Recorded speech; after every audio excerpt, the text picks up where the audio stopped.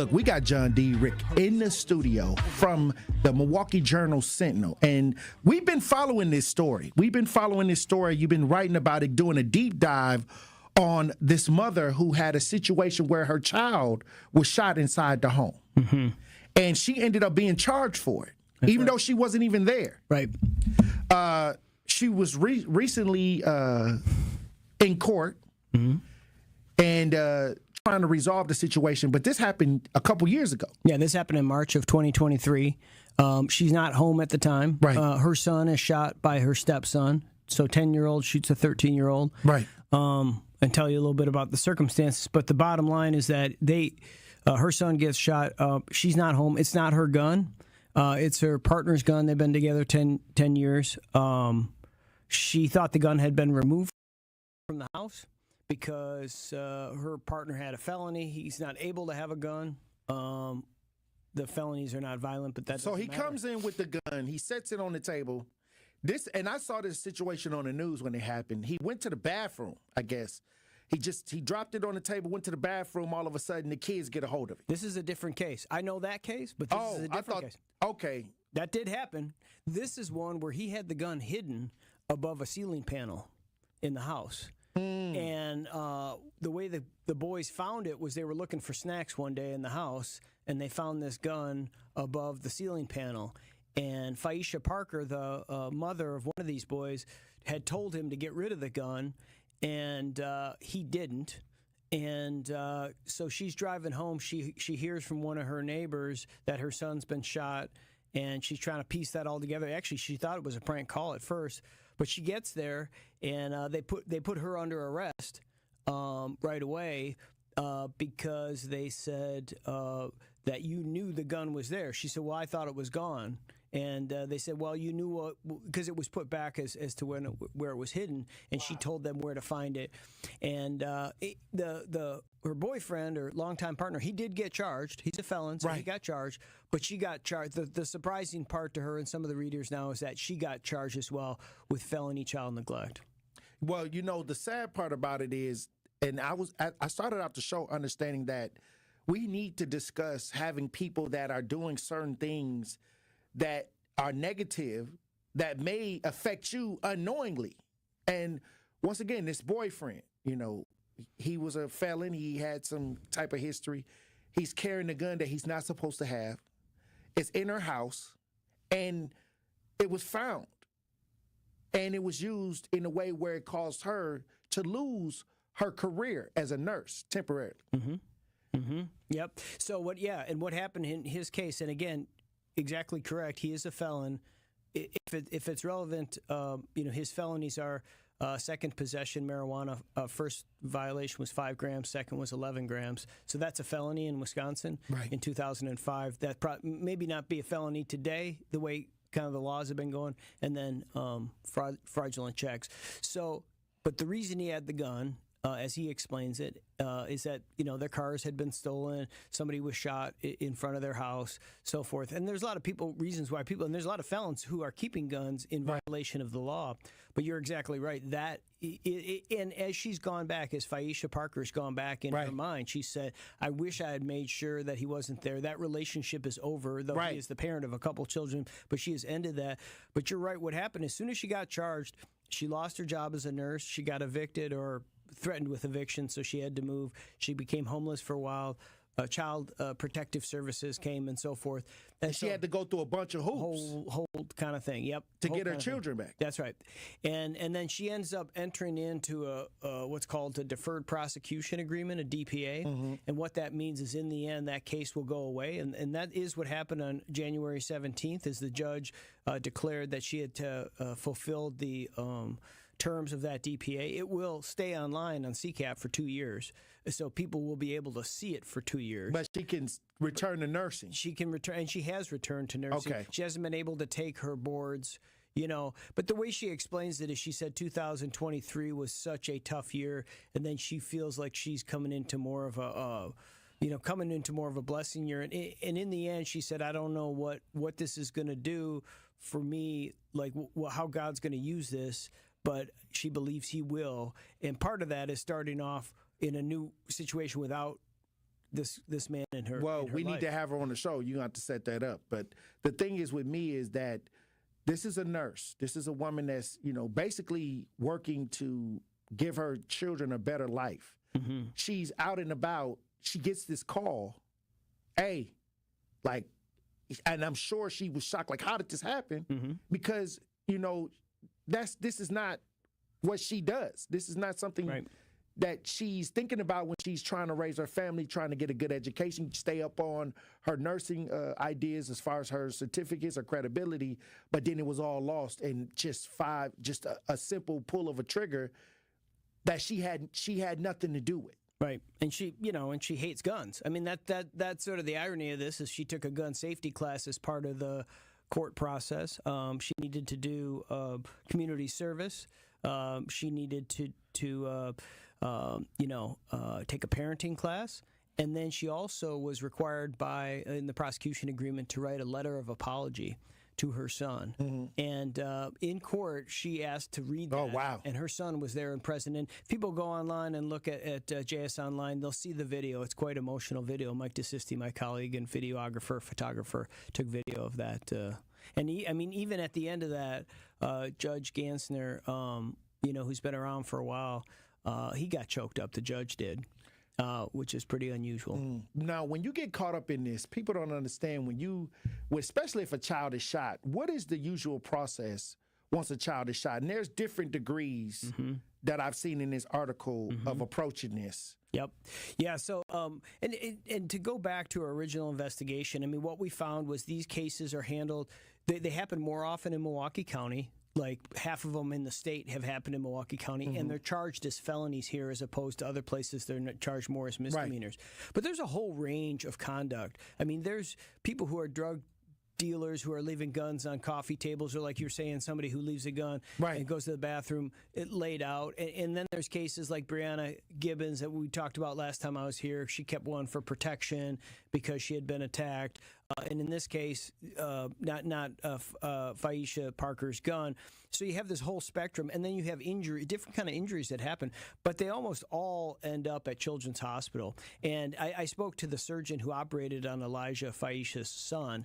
It was a very serious injury. The bullet entered his abdomen, bounced around the intestines, and went through his bladder and ultimately out his backside. And she operated for 8 hours, she and her colleagues, Dr. Flynn O'Brien, on him. And, they're very good at doing this, and they very much wish they didn't have to do this because it's happening far too often where children are getting shot. And in this case, these are highly, avoidable, preventable shootings. It comes down to storage. And to me, we've been talking about making sure that we approach this gun idea the right way, educating the kids about guns. Even some people even going far as to, hey, look, I'm going to just teach my kid on how to use a weapon and break it down and teach them the responsibility of having a gun at a young age. You see a lot of these videos where kids are able to break down guns and put them back together and understanding, hey, look, this is what this means. And I think that when you try to just run away from it like, hey, just don't touch the gun, and without the education, it breeds a curiosity. Because only time they have guns is when they have toy guns. And they going around with these toy guns, or they'll see it, kind of cowboys and Indians type idea. And then due to the lack of education, a lot of these things take place. And you raise a really good point. In this work that I was doing earlier, I highlighted a home safety tour that Jair Vance, who's a trainer, that he does this. He'll go into people's homes, and talking to him and Theron Rogers, his partner, they've introduced their kids to guns very early. They're former law enforcement. They train in this. But their point was the training is happening. The education's happening. Right. If you're not doing it as a parent, it's still happening. It's happening at the gas station. It's happening online. It's happening in video because it's in the culture. It's around. It's everywhere. Right. And if you go outside certain parts of Wisconsin, it is much more common because of hunting and so forth that they'll be handling firearms earlier. And their argument is, hey, we should maybe be thinking about that here. in Wisconsin. And, there's some efforts going on. There's a lot that's been raised about separation and differences between Republicans and Democrats. But I'll tell you, I wrote about something last week about a bipartisan effort to make gun safes in Wisconsin tax-free. That would be tax-exempt, no sales tax on gun safes in Wisconsin. It's actually put forward by a couple of Republicans. A lot of Democrats have signed on to it. So I think, it's an example of what you're talking about, different thinking around firearms training and safety. Well, I'll say this. When we talk about gun safety, when we talk about how, even if you're going to teach it or not, how is in movies, how guns are being used in video games, like you mentioned, how guns are being used and talked about on the streets. And this is why I say we have to control the narrative. We have to really dig into really trying to make sure that we are educating our children on something, especially if you have it in the house or if there's a possibility that it could be in the house. Because the lack of knowledge, is where people kind of grab things and, kind of the interest or the curiosity, and then somebody ends up shot. You know what I mean? And this is kind of what happened in this case. That's right. With the stepson, I guess. Yeah, these two boys. So what they were doing was, it was a 13-year-old and a 10-year-old, and what they were doing was actually practice. It was not really a game. It was more a practice for a robbery situation. What they were doing was they were saying, so what would you do if you were robbed on the streets of Milwaukee, like in our neighborhood? And so the 10-year-old was pointing the gun at the 13-year-old. What the 13-year-old was trying to do was brush the gun away quickly, so it wouldn't so his reaction would be faster than the pull reaction. Oh, wow. But what they didn't know, they had taken the clip out, is that there was one in the chamber. And they didn't know that. But this is not like a game in a sense of like, and that's the way it was portrayed in the criminal complaint, but it was really more preparation for real life on the streets of Milwaukee. Oh, wow. That's deep. Hey, look, when we come back, I want to get your final thoughts on the article and the family, how they doing right now. And we may have to get her on the show because the thing is, she has lived experience now, Ms. Parker, and I think that that's valuable. We've been talking about this story about a mother, Faisha Parker, who was involved in a situation where her son was shot in the house with a gun that she didn't even know that was there, that was put in the house by a guy that she was dating. Ended up losing her nursing ideas, losing contact with her family through Child Protective Services, had to go through a bunch of hoops, finally got everything back on track recently. That's right, yeah. So she, because she took a deferred prosecution agreement deal and satisfied that, she was able to finish her nursing degree, to get the degree. She still had to wait and her son, who was shot, he pinned her at the ceremony in August, but she still has to wait now for the case, now that it's done, to be able to take the boards. She's got a new apartment because she ended up getting kicked out of the other place she was at. So she has a new apartment now. She has 3 kids, so they're all doing well. Her son is Elijah's remarkably recovered. I mean, he was playing football. This happened in March, and he was playing football in August. Oh, wow. And he was shot through the abdomen. I mean, it was a major thing. So, yeah, so he's coming, and he's back, and and she. Well, actually, one of the things she might be doing is the surgeon that saved her son's life may be setting up an operation at Children's Hospital specifically for women in healthcare who've lived this experience, to be sort of like a lived experience unit. So somebody like Faisha Parker or other mothers who've gone through this, because she's going to be an RN, or she is an RN now, that she could do that sort of thing. So she really feels like this is a blessing, and as she left, and a teachable moment in life. It is. Yep. It is. And she writes this letter of apology, and there's a lot of reflection on her part, even though she really felt like, at times, why am I being charged? I'm more the victim in this case. She also takes reflective on her actions and taking accountability to her son. And she read this letter in court on Friday last to her son, who was present. Well, if y'all watching as we broadcasting live on YouTube, X, on social media, we got a video of Miss Parker reading the apology letter to her son Elijah in court. Let's listen. apology letter to him. Okay. If you'd like to, If I read it off my not at all. If you'd like to do that, you can go ahead. Elijah. Go sit right here. He can if he wants to.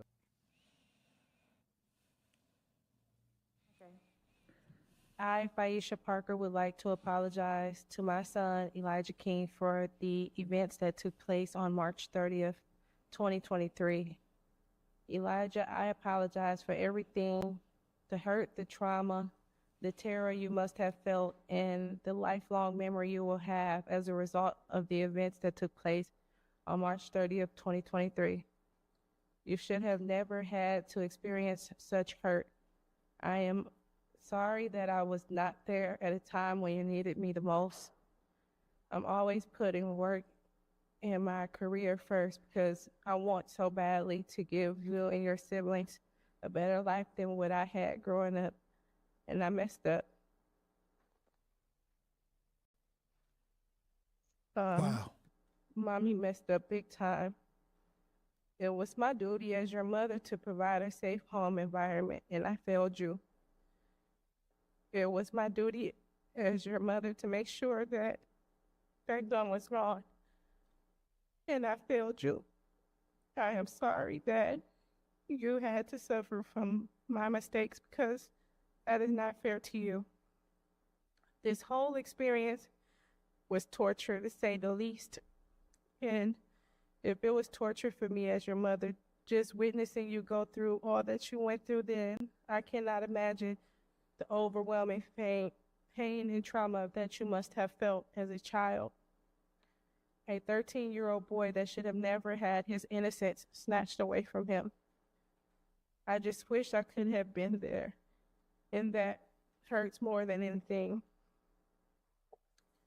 That gun should not have been in our home, and you should have never been made responsible for another child without my knowledge. I can assure you, Elijah, that this will never happen again.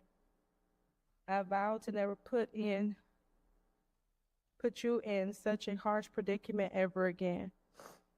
As your mom and primary care provider, it is my duty to provide you with a safe home and nurturing environment, and I promise you I will do that from this day forward. I love you and your siblings with all my heart, and I never ever want to see you hurt like that ever again. Wow. Hey.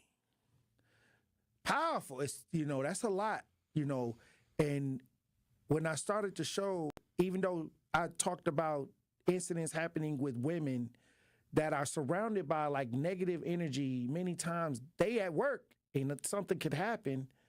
But this is a case where a mother left her children and the male figure in her life, a boyfriend, allowed something to be inside the house that caused this incident. And now she had to actually go through the court system, fight to get her children back. And the guy, even though he got charged, he was already a felon, or he already had a history of certain things. But what I'm saying is, many times the negative ideas around you can come back to bite you in the end, many times. And she said, hey, without her knowing, she didn't know a lot of this, but many times this is how it happens. Mm-hmm. Yeah, no, it's. I mean, talking to her many times over the recent months, there's a lot of reflection on her part about the decision she made to, to be with Durand. And as I said, the relationship with him ended. And I mean, they still have interaction because they have children together, other children. But it's something that she made very clear that this kind of thing wasn't going to happen again. She wasn't going to take that chance again.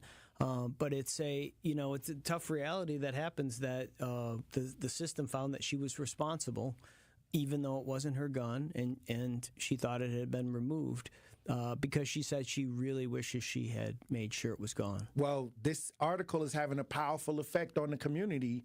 Somebody's in the chat, 7952 says, hey, please let you know that she has a new $500 donation in her GoFundMe that was just posted 8 hours ago from someone who read the article in the Milwaukee Journal about what they went through. Yeah, I saw that, and she does have a GoFundMe that was set up a while ago. So this isn't related to the article Right. or anything, but when she was really hurting financially, and so Going through it. yeah, people have reached out to me from actually a couple of people from outside of Milwaukee who've read the article today, text messages to me. It seems to be touching people, Right. for sure. And this is a powerful teachable moment as well for the community as well, for all communities. Because the thing is, we think that we're protecting our children, but we forget sometimes when you allow negative ideas, like people who practice certain negative behaviors, even though it's not visible, that many times that could be a blind spot. And you're taking a chance with that. Yeah, I mean, and I think that's when she looks back, she wishes she had not. And as much as she felt like through the course of this, emotionally, why was I being charged? I think you hear the sincerity in that video of how deeply she feels about this. And it was a powerful moment in court. Well, look, we're going to have to see if we can get Miss Parker on the show. Let her know, hook her up with me if she's willing to say a few words. Like I said, there's a lot of stuff already in the article, but if she wants to talk about her moving forward and how she and her family is moving forward, I would love for her to come on the show. I appreciate you for coming on with this, because these are the stories of something bad happens. She had to do some work to get it, resolved. But now, how do we move forward? Mm-hmm. Yeah, it's. I think it's that kind of story. It's a story of resilience, and I will definitely pass that on. And to her. you're talking about a mother who was on the right path. You know what I mean? This is not some mother. She was doing the nursing ideas, and it was disturbed because once you get child neglect on your records, you can't do that anymore. Mm-hmm. So her career was also in jeopardy, and her children. Everything was gone. Yep. In one incident.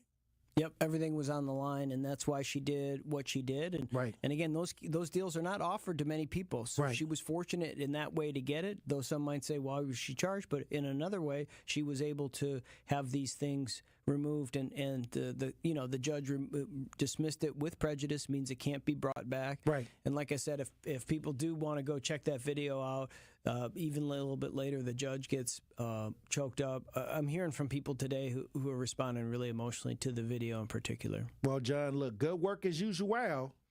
Hey, you got to keep this up. You got to keep coming back, telling these powerful stories, because the thing is, when we talk about a bad, horrific situation taking place, then come back around and talk about how it was being worked out and how she put it back together, and she has a testimony for the community. To me, that's something that we can learn from moving forward, that all people, especially with young children, especially when you talk about somebody that is not out here being a part of what's wrong with the community, having to go through these type of things, and got a deferred, like you said, a deferred prosecution, that if she completed whatever her obligation was, that it'll be wiped from her record. That's right. Yeah. I mean, I think that what you raise is, I feel so, I appreciate that so much, because I think stories of hope and resilience, it's vital for us to bring those forward. There's a lot that's going on. I've learned through this project and what I did last year about what's going, a lot of groundswell, grassroots stuff that's happening from people in the community that are, looking at the issues maybe a little bit differently than they've been looked at before. And I think it's really our job to highlight those stories. And I've just been blessed by these people to trust me to tell their stories, including Ms. Parker. Look, let me tell you something. It's a lot of different things going on in our communities, and many times you got 55 things going on, so we can take it one day at a time, one situation at a time. That's why I say, I try to cover a large amount of issues in a day. Like, I get to move from different issue to different issue, and these, when it's involving guns in our homes and being parents, this is a very important lesson to be out here in the community.